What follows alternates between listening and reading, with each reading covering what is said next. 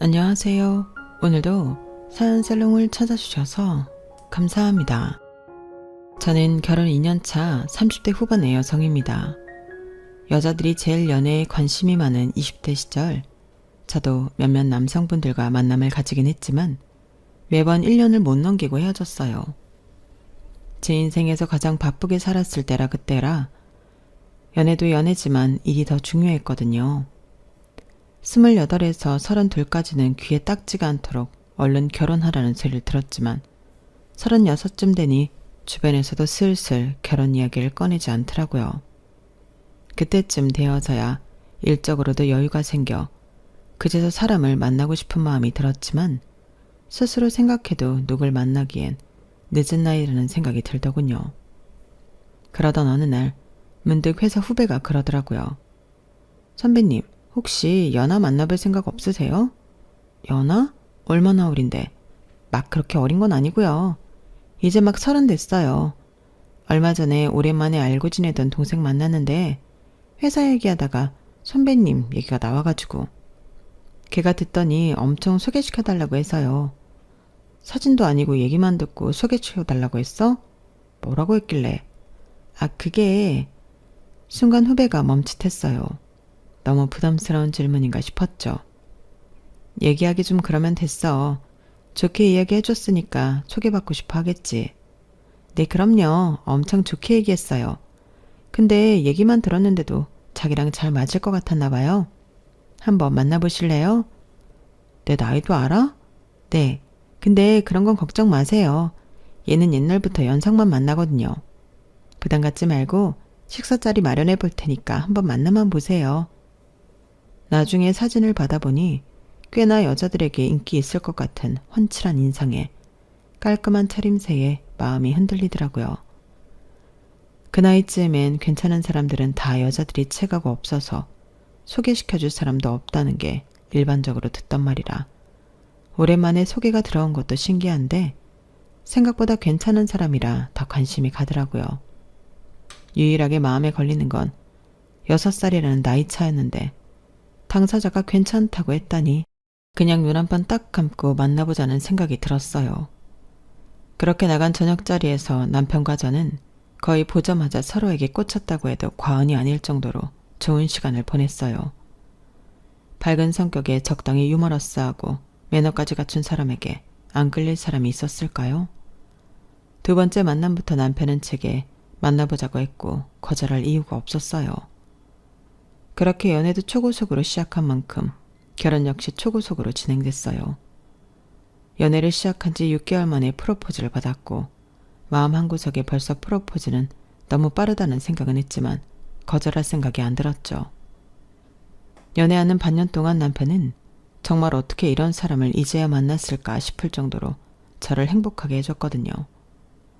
제 나이도 있다 보니 더 나이 들기 전에 얼른 좋아하는 사람과 가정을 꾸리고 싶다는 생각도 있었고 더 시간 끌어봤자 이보다 더 좋은 사람을 다시 만날 수 없을 것 같다는 조급한 마음도 한몫했던 것 같아요.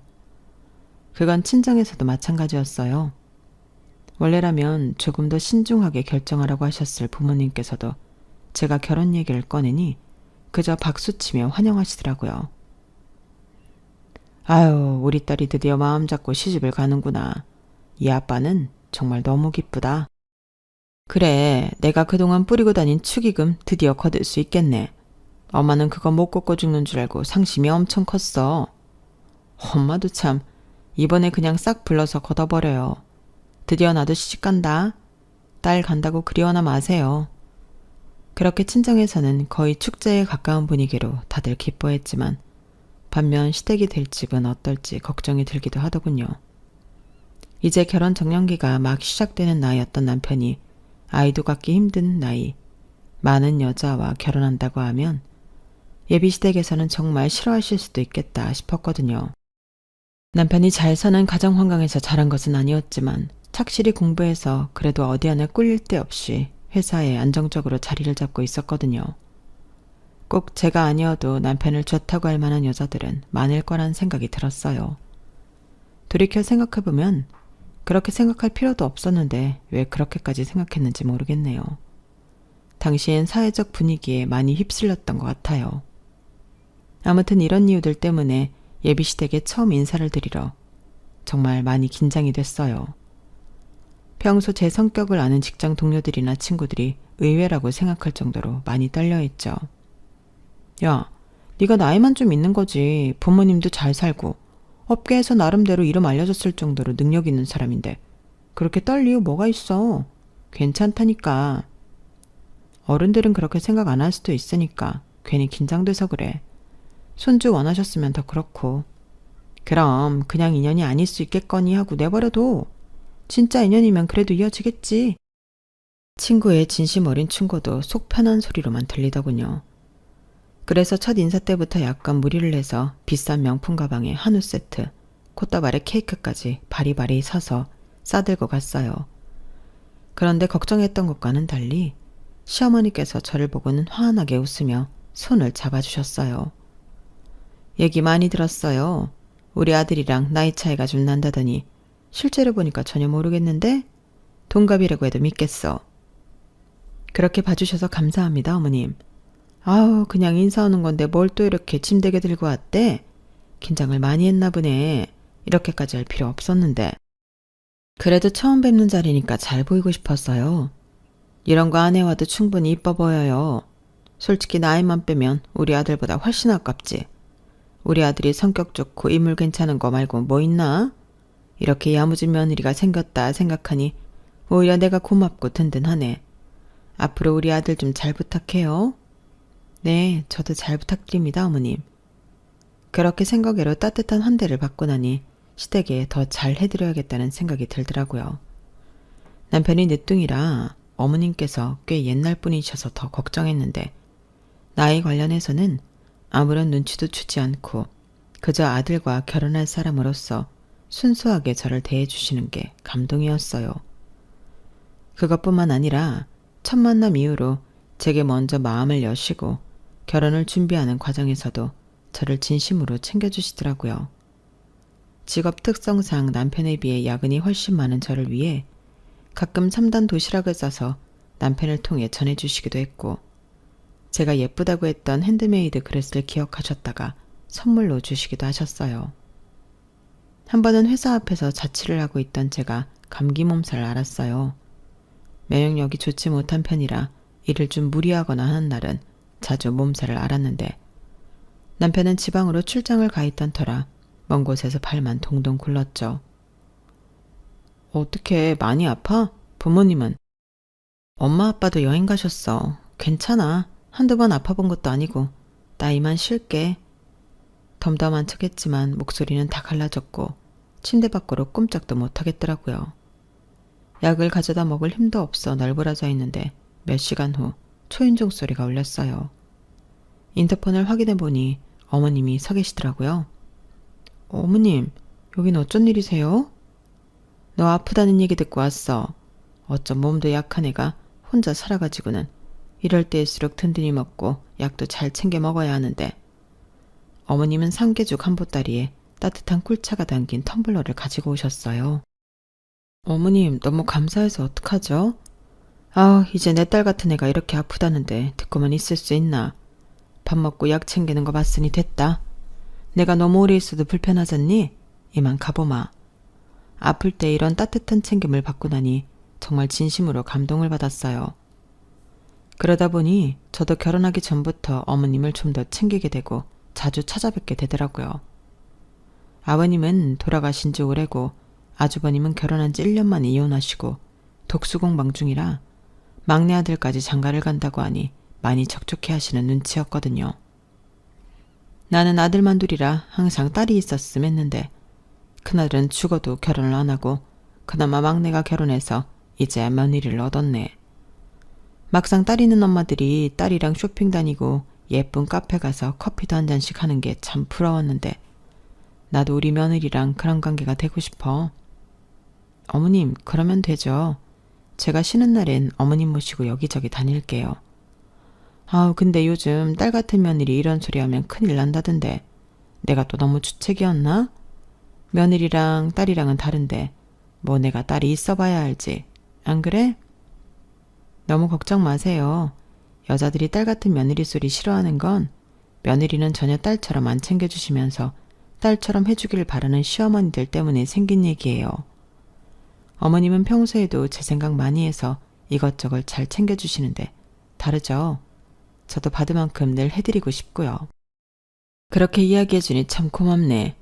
지금이야 나도 애들 다 키우고 좀 시간 여유가 생겼지만 젊었을 때는 남편이 일찍 죽고 아들 둘 키운다고 참 전쟁이었거든. 아무것도 할 줄 모르던 여자애가 길바닥에 앉아 무턱대고 장사부터 시작했어. 그래서 안 겪어도 될 고생하며 살았다. 우리 며느리는 부모님 잘 만나 그런 고생 안 하고 살아서 그런지 사람이 참 맑고 맑아. 볼 때마다 마음 쓰는 것도 그렇고 이뻐 죽겠어. 뭐야? 둘이 요즘 슬슬 나 빼고 놀려고 하는 것 같아. 엄마, 내 와이프 뺏어가지 마요. 우리 곧 신혼이란 말이야. 참나, 억울하면 당신도 같이 놀면 되지 뭘. 그럴까? 여자들만 노는데 눈치 없이 낀다고 타박하면 안 된다. 으유, 엄마가 딸 생겨서 좋다는데 아들들이 이렇다니까. 아, 엄마. 남편도 일일이 표현은 안 했지만 어머님과 약속을 잡아 시간을 보내거나 안부 전화를 나눌 때마다 내심 고마워하는 눈치였어요. 제가 아는 만큼 남편도 친정에 잘했으니 일석이조였죠. 서로 집안에 잘하니 결혼 생활이 그렇게 순탄할 수가 없었어요. 그런데 뭔가 이상하다는 걸 눈치챈 건 결혼 준비가 막바지에 다다랐었을 쯤이었어요. 시댁에서는 저희 결혼에 투자해줄 형편이 되지 않았기에 친정 부모님께서 조심스럽게 말씀을 꺼내시더라고요. 너희 신혼집은 엄마 아빠가 해줄까 해. 네 회사에서 가까운 곳에 괜찮은 집이 있어서 보고 왔는데 그런 곳에서 신혼을 시작하면 참 좋겠다는 생각이 들더라. 너랑 박서방도 보고 괜찮으면 거길 계약하면 괜찮을 것 같은데 어떠니? 저희야 너무 좋죠. 죄송해서 그렇지. 우리 딸 새 출발하겠다는데 엄마 아빠가 뭔들 못해주겠어. 이러려고 엄마 아빠 젊은 시절에 열심히 일한 거야. 보고 와서 마음에 들면 말해줘. 신혼 선물로 해줄 테니까. 남편에게 이 소식을 알리니 너무 감사해 하더군요. 집을 보고 온 날에는 거의 눈물까지 글썽이며 좋아했어요. 부모님께서 알아보신 집은 회사 근처에 방이 4개인 40평짜리 새 아파트였어요. 패션 관련 회사에 다니고 있던 터라 서울 중에서도 가장 번화한 지역이었어요. 신혼을 시작하기에는 호화로운 동네의 아파트였어요. 척 봐도 집값이 어마어마해 보였죠. 이게 우리 집이라니 믿기지가 않는다. 엄마가 엄청 궁금해하셨는데 맞다. 어머님께도 전화 한번 드려야겠다. 남편은 바로 어머님께 전화해서는 신혼집 자랑을 늘어놓더군요. 그때야 어머님도 궁금해하실 수 있고 그럴 수 있다고 생각했어요. 그런데 며칠째 어머님께서 직접 전화가 오더라고요. 집 이야기 들었다. 사돈 어른께 너무 감사해서 어쩌지? 엄청 좋다며. 그런데 방이 4개나 된다던데? 너희 아이 낳을 계획도 없지 않니? 방이 남겠더라. 남는 방은 어떻게 쓸 생각이니? 그 순간 등줄기에 소름이 돋았어요. 혹시나 어머님께서 집으로 들어오시겠다고 하면 어쩌지? 하는 생각이 들었거든요. 어머님과 사이좋게 지내는 것과 별개로 신혼집에 같이 사는 건 완전히 다른 문제였으니까요. 시부모님을 모시고 사는 건 평생 상상조차 해본 적도 없었거든요. 생각보다 남는 방은 없을 것 같아요. 하나는 저희 침대방으로 쓰고 하나는 남편 침입방이랑 하나는 제 재택근무방, 하나는 옷창고로 쓰려고 하거든요. 제가 집에 소품이랑 의상들을 모아두고 써야 하는 일이 많아서요. 방은 많은데 물건들 넣고 꾸미면 꽉 찰 것 같아요. 아, 그래? 아니 나는 혹시나 너희 손님방이나 하나 생기면 가끔 밤 늦었을 때 자고 갈 수 있으면 좋을 것 같다 생각해서 물어봤지. 아, 그런 거면 걱정 마세요. 어머님 오시는 날은 편하게 주무시고 가실 수 있게 자리 마련해 놓을게요. 그래 주면 나야 고맙지만 근데 그 동네가 꽤나 비싼 동네인데 사돈께서 형편이 되시는 건 알았지만 정말 놀랐다. 그런데 이런 건 물어도 되니? 혹시 집 명의는 어떻게 했니? 명의는 제 이름으로 해주셨어요. 아, 그래? 하긴 딸 해주려고 하는 거니 당연한 건가? 그런데 말이야, 나중에 집 명의로 쌓아놓은 부부가 그렇게 많다더라. 지금 당장이야 괜찮다지만 나중에는 부부 공동명의로 바꾸는 게 어떻겠니? 네? 어머님, 그건 좀 어려울 것 같은데요. 그때부터 급격히 어머님과의 대화가 불편해지더라고요. 아직 이사도 안 했는데 명의 이야기부터 꺼내시는데 어머님께서 이런 쪽으로 계산하실 분이라고 생각해 본 적 없다 보니 갑자기 이렇게 훅 들어오는 게 너무 당황스러웠어요. 어머님도 싸늘해진 제 반응을 눈치채셨는지 말을 돌리셨어요. 그러니 뭐 그건 차차 둘이 의논해 볼 문제고 내가 끼어들 문제는 아니긴 하겠구나. 그냥 나는 요새 그런 부부가 많다길래 걱정이 돼서 이사는 가능한 빨리 먼저 들어가서 사는 게 좋겠어. 요즘은 결혼식 전부터 같이 살아본다잖니. 나도 집이 궁금하기도 하고. 네, 저희도 그럴 것 같아요. 이사 끝면 최대한 빨리 어머님 초대할게요.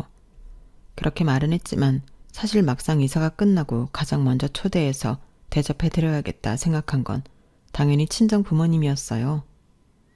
다른 것도 아니고 이 집을 해주신 분들이니 당연히 그게 도리라고 생각을 했죠. 그런데 남편은 저랑은 생각이 다르더군요. 그래도 장인 장모님은 이미 집을 보고 가셨잖아. 우리 엄마가 집 계약한 날부터 지금까지 그렇게 집을 궁금해 하시는데 먼저 초대하면 안 될까? 여보, 그런 게 어딨어. 그거야 이사 전이고. 우리 좋은 집에서 시작하라고 집 해주신 우리 부모님부터 잘 사는 모습 보여드리는 게 먼저지. 급한 것도 아닌데 어머님은 그 다음에 초대해도 늦지 않잖아. 당신이 엄마한테 제일 먼저 초대하겠다고 했다며. 그렇게 약속까지 해놓고 모른 척 하려고? 모른 척은 무슨 모른 척이야. 모른 척은 당신만 하면 돼.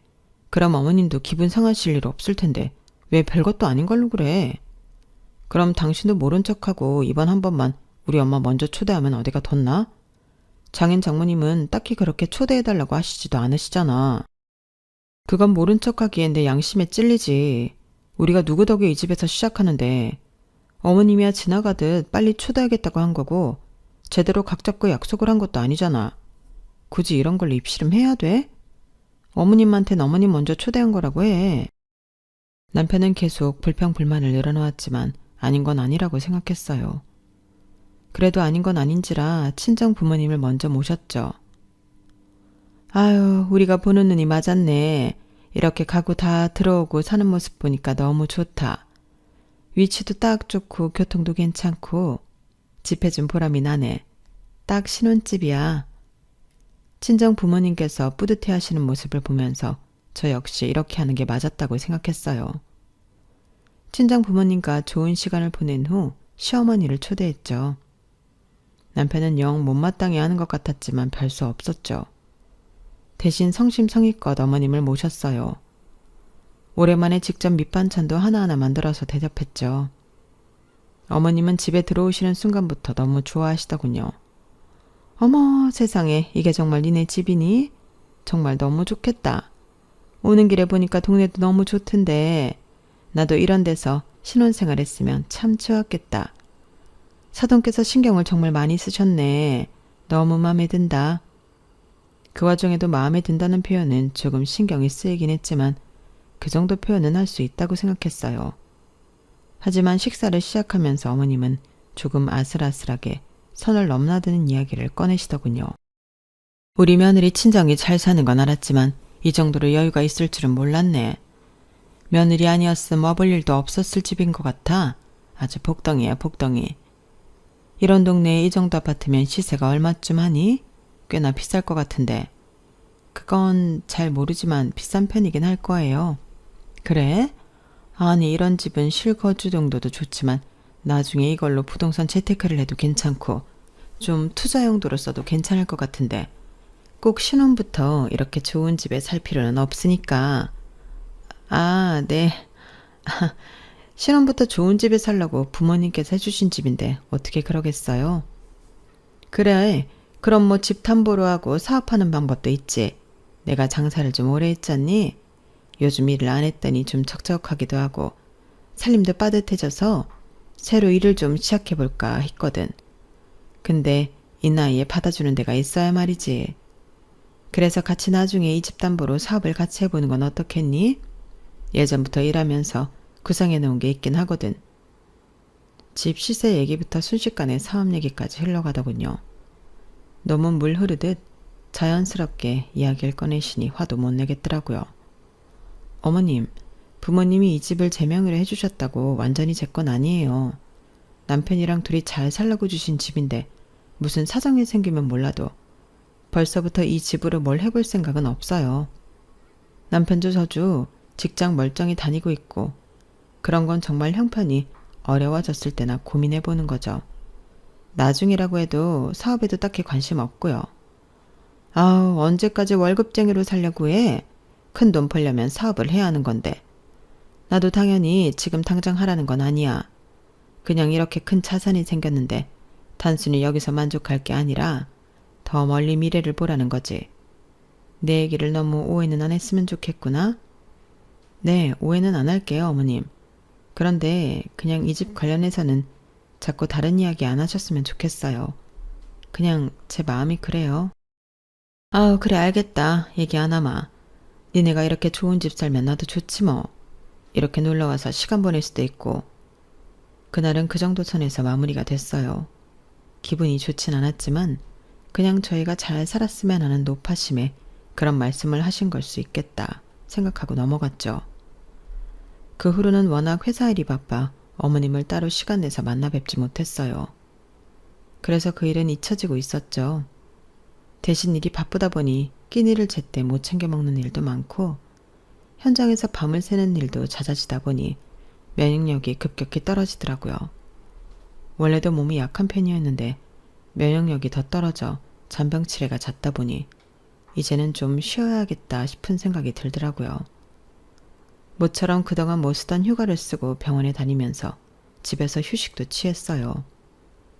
건강 걱정이 되어 시간이 난 김에 남편과 함께 건강검진도 예약해 놓았죠.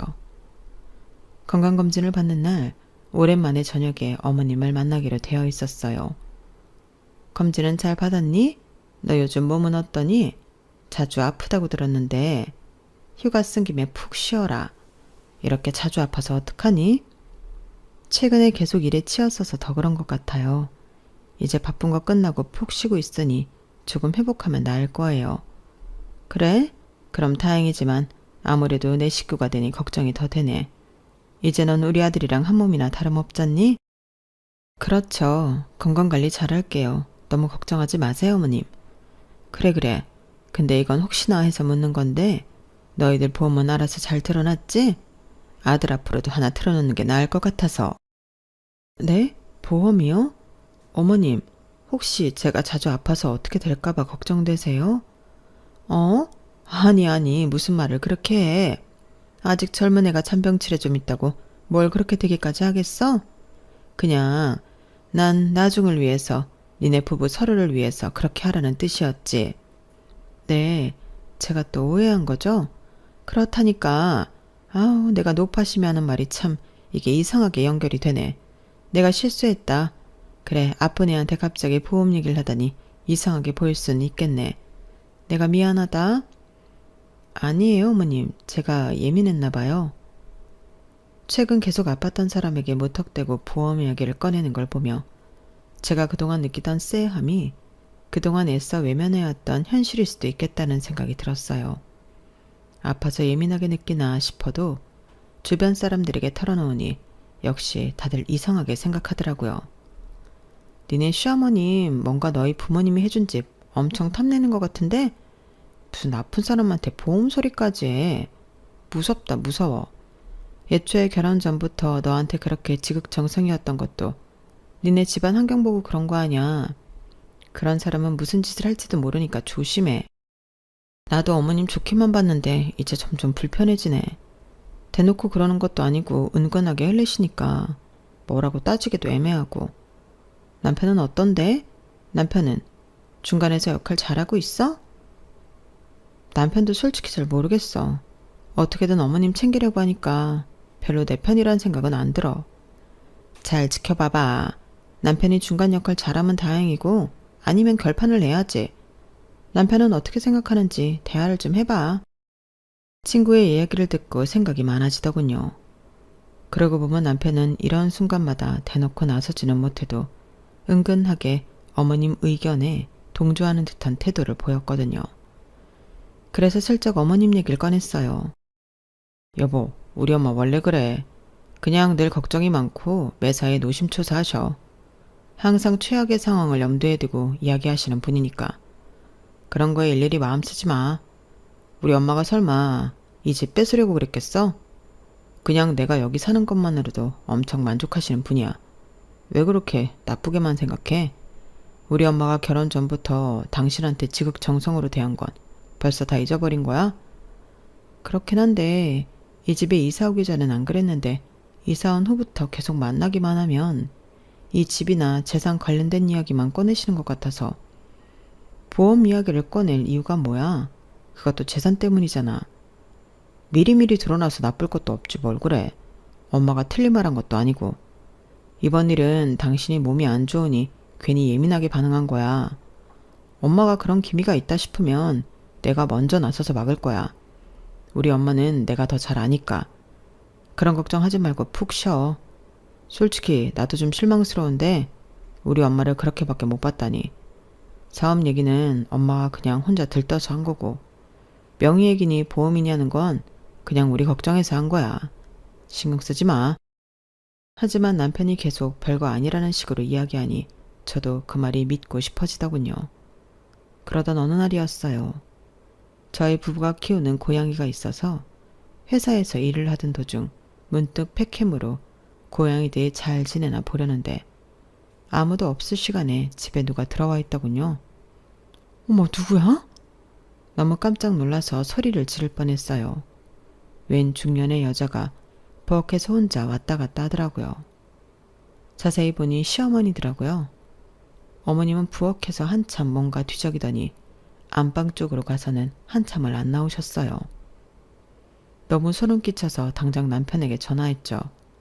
여보, 어머님 뭐야? 우리 집에 계셔. 당신이 비밀번호 알려줬어?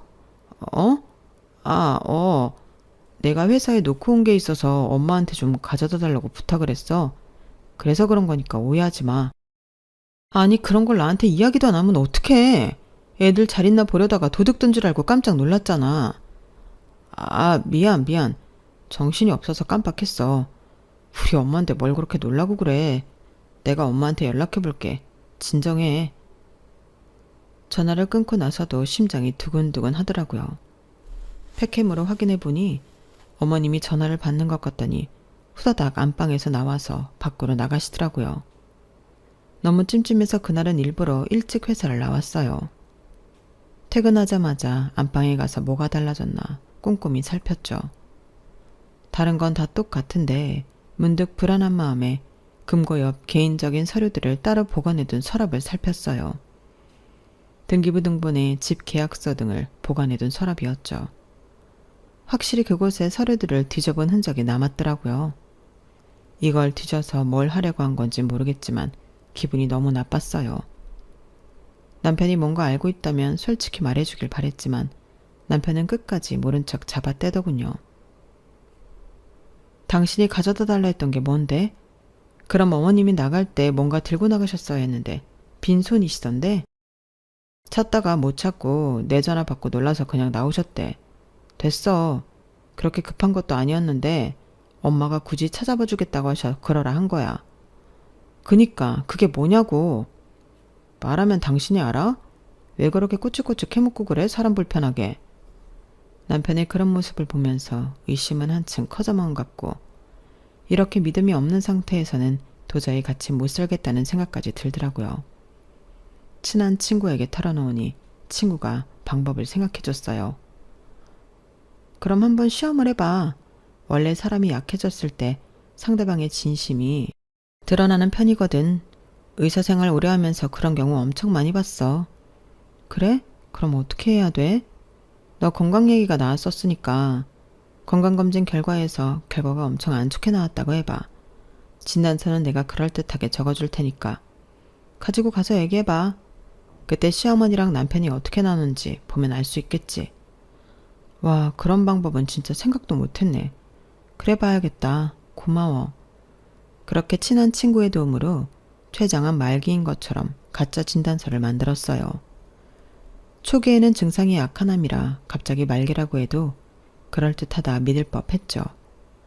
마침 얼마 후 시어머님 생신이라 퇴근 후 저녁 식사를 함께하기로 약속이 되어 있었거든요. 그날 일부러 일찍 조퇴를 하고 먼저 집으로 돌아왔어요. 그리고는 암 진단서를 찍어 남편과 시어머니가 함께 있는 단톡방에 보내놓았죠. 몸이 안 좋아서 일찍 퇴근했어요. 그동안 숨기려고 해봤는데 도저히 안 되겠네요. 저 췌장암 말기라고 해요. 뭐라고? 정말이니? 세상에, 이게 무슨 일이야? 집에 가서 마저 이야기하자. 뭐? 여보, 말기라고? 그동안 자주 몸이 안 좋던 이유가 있었구나. 금방 들어갈게. 기다려. 그렇게 문자로만 봐서는 저를 걱정하는 건지 어떤 건지 헷갈리더군요. 하지만 퇴근하고 돌아온 남편과 어머님의 표정을 본 순간 확실히 알았어요. 그렇게 부정하고 싶었지만 이 인간들은 저를 그동안 가족이 아닌 돈으로 봐왔다는 걸요. 아니 이게 무슨 일이니? 세상에, 넌 도대체 그걸 얼마 동안 숨겨왔던 거야? 최근에요.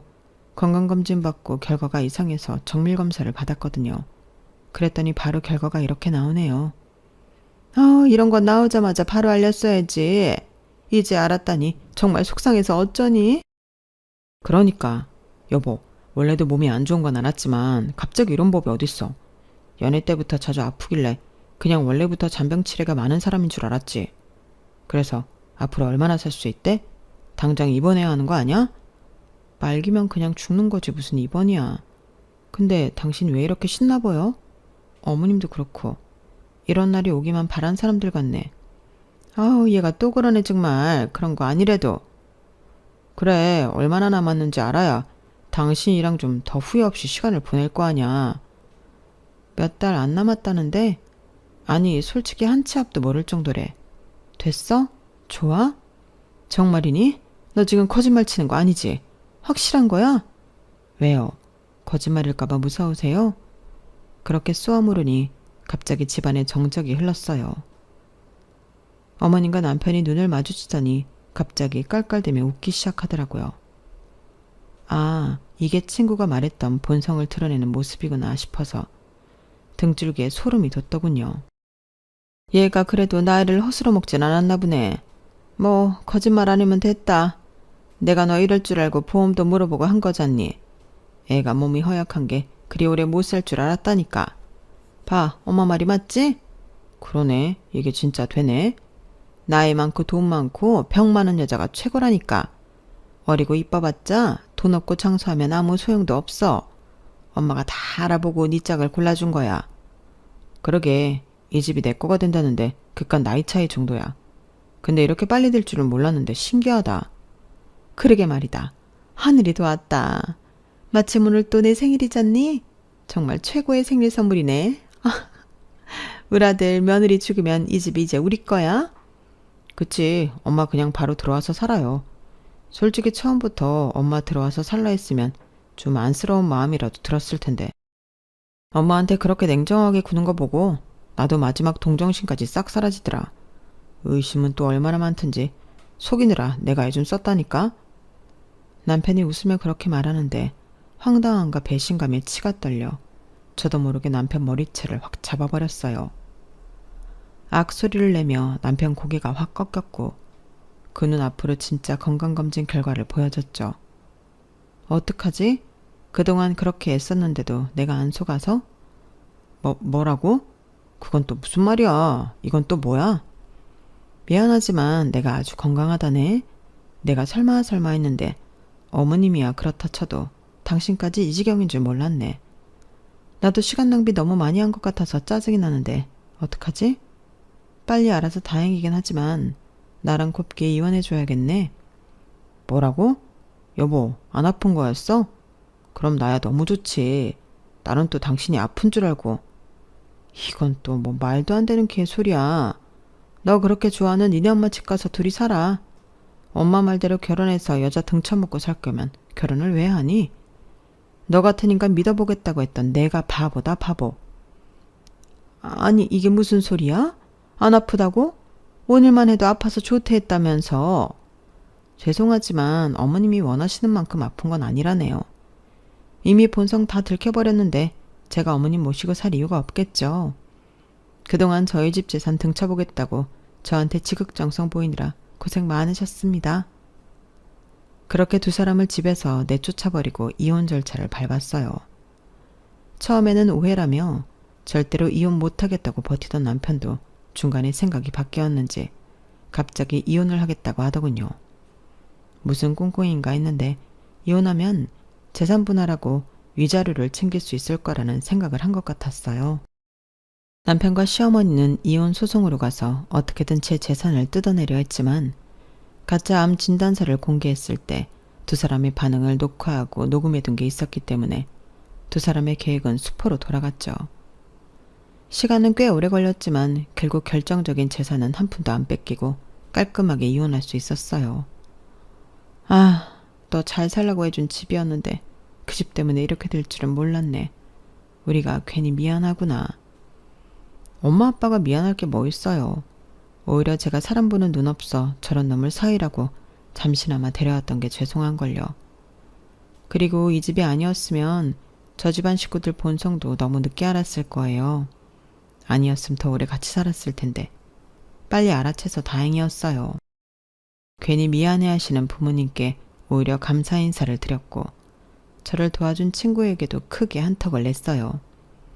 너 아니었음 진짜 큰일 날 뻔했어. 완전히 깜빡 속더라. 그거 아니었음 나 평생 그 인간들을 가족이라고 믿고 살 뻔했잖아. 역시 사람이 마음이 찜찜한 데는 이유가 있다니까. 내가 괜히 판도라의 상자 들춰서 너 결혼 생활 깨버린 거 아닌가 미안했는데 내 속이 후련해 보여서 다행이다. 당연하지. 더 끌어안고 살다가 골마 터지는 것보다 차라리 이게 나아. 뭐 잠깐 누군가랑 가정 꾸려서 사는 행복한 꿈을 꿨다고 생각하려고. 어차피 그동안 남자 없이도 잘 살았었으니까. 이런 일을 겪고 나니 주변 가족과 친구들의 소중함이 더 와닿더라고요. 가족과 친구들의 도움이 아니었다면 제게 일어난 안 좋은 일이 더 크게 다가왔을 테니까요. 지금은 부모님께서 물려주신 집에 친한 사람들도 초대하고 부모님도 초대하며 나름대로 재미있게 혼자만의 삶을 잘 즐기고 있답니다. 잠깐 뭐에 씌인 것처럼 결혼에 집착했었는데 그 집착에서 벗어나니 오히려 삶이 더 즐겁고 편안해진 것 같아요. 살면서 이런 연극을 해보게 될 거라고는 상상조차 안 해봤지만 인생의 중요한 판단을 할 때는 가끔 연극도 필요하다는 생각이 드네요. 여러분들은 가족과 더 행복한 하루하루 보내시길 진심으로 바랍니다. 행복하세요. 여러분, 사연 댓글에 응원과 현명한 조언 부탁드려요. 좋아요와 구독은 저에게 큰 힘이 됩니다. 오늘도 좋은 하루 되세요.